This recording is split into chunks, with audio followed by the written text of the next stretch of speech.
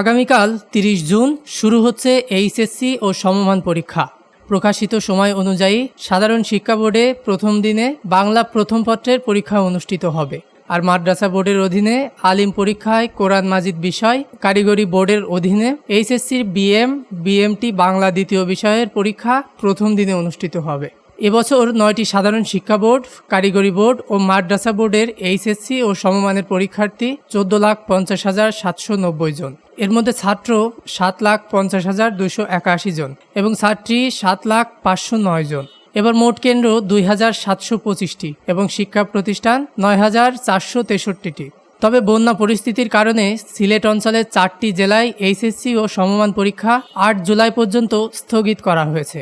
আগামী 9 জুলাই থেকে এসব জেলায় পূর্ব ঘোষিত সময়সূচি মেনে পরীক্ষা অনুষ্ঠিত হবে। স্থগিত পরীক্ষাগুলোর সময়সূচি পরবর্তীতে প্রকাশ করবে স্ব বোর্ড।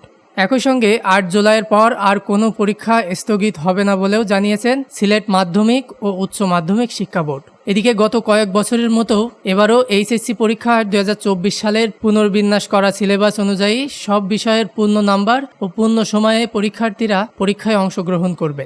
এইচএসসি পরীক্ষা সুষ্ঠুভাবে সম্পন্ন করতে প্রতি বছরের মতো এবারও কিছু নির্দেশনা দিয়েছেন শিক্ষা বোর্ডগুলো।